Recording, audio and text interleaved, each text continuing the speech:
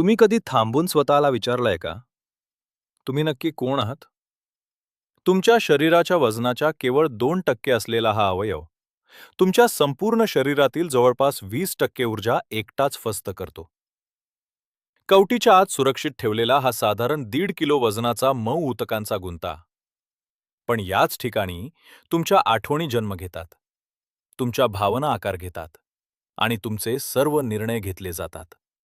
यात सुमारे 86 अब्ज न्यूरॉन्स आहेत, जिथे प्रत्येक न्यूरॉन हजारो इतरांशी जोडलेला असतो.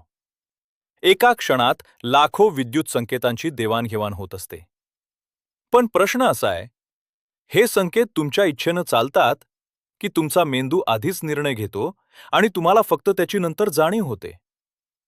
चला, मानवी मेंदूच्या या अद्भुत प्रवासाला सुरुवात करूया. मानवी मेंदू हा आपल्या मज्जासंस्थेचा मुख्य नियंत्रण कक्ष आहे. याचे 3 प्रमुख भाग आहेत: सेरेब्रम, सेरेबेलम आणि ब्रेनस्टेम. सेरेब्रम हा सर्वात मोठा भाग आहे, जिथे विचार, कल्पना, भाषा आणि निर्णय घेण्याची प्रक्रिया घडते. हा 2 गोलार्धांमध्ये विभागलेला असतो. आपला फ्रंटल लोब हा नियोजन, तुमचं व्यक्तिमत्व आणि आत्मनियंत्रणासाठी अत्यंत महत्त्वाचा असतो. तर मागचा ऑक्सिपिटल लोब आपली दृष्टी प्रक्रिया करतो. तळाशी असलेला सेरेबेलम, ज्याला आपण छोटा मेंदू म्हणतो, तो शरीराचा तोल आणि हालचालींची अचूकता सांभाळतो.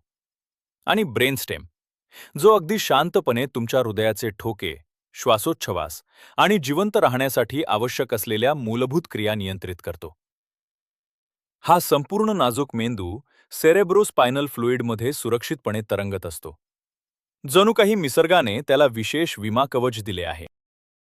मेंदू हा ऊर्जा वापरण्यात अत्यंत सक्रिय आहे. तो शरीरातील सुमारे 15% रक्तप्रवाह आणि 20 ते 25% ग्लुकोज एकटाच वापरतो.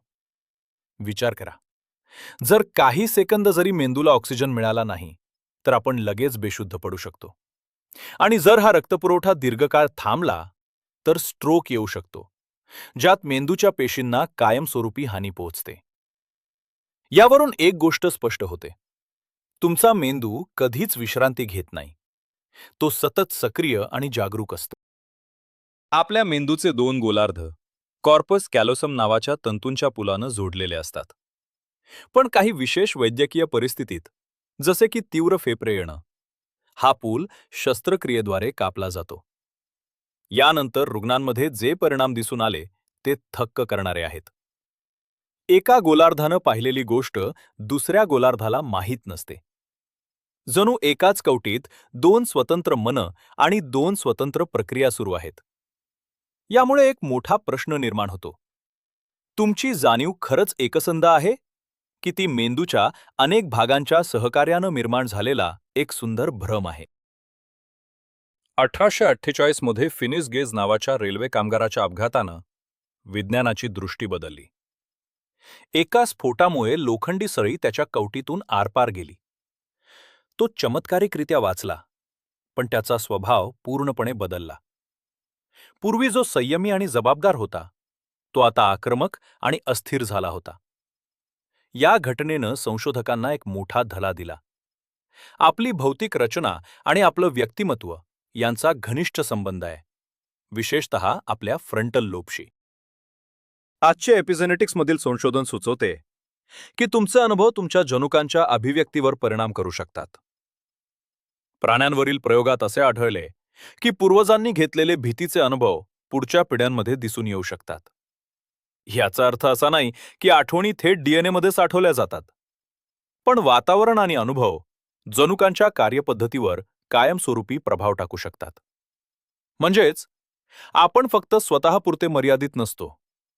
आपण आपल्या संपूर्ण इतिहासाचा आणि पूर्वजांच्या अनुभवांचा एक भाग असतो. अनेकांना वाटतं की आपण मेंदूचा फक्त 10% वापर करतो. हा एक लोकप्रिय पण पूर्णपणे चुकीचा समज आहे. आधुनिक न्यूरोसायन्स दाखवते की मेंदूचा प्रत्येक भाग वेगवेगळ्या वेळी पूर्णपणे सक्रिय असतो. आणि झोपेत मेंदू निष्क्रिय नसतो, तर तो स्वतःची दुरुस्ती आणि स्वच्छता करत असतो. झोपेत तुमची ग्लिम्फॅटिक सिस्टीम सक्रिय होते आणि दिवसभरातील विषारी पदार्थ बाहेर काढण्यास मदत करते. म्हणूनच चांगली झोप ही तुमच्या मेंदूच्या आरोग्यासाठी एक जीवनावश्यक गरज आहे.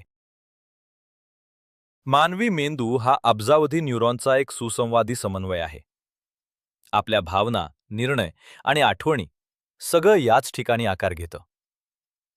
कदाचित आपण आपल्या मेंदूला पूर्णपणे नियंत्रित करत नाही, पण त्याला समजून घेण्याचा प्रयत्न नक्कीच करू शकतो. पुढच्या वेळी जेव्हा तुम्ही एखादा महत्त्वाचा निर्णय घ्याल, तेव्हा स्वतःला एकदा विचारा, हा निर्णय तुमचा आहे की तुमच्या मेंदूच्या अदृश्य प्रक्रियांचा परिणाम? व्हिडिओ आवडला असेल तर लाईक करा आणि अशाच वैज्ञानिक प्रवासांसाठी सबस्क्राईब करायला विसरू नका. धन्यवाद.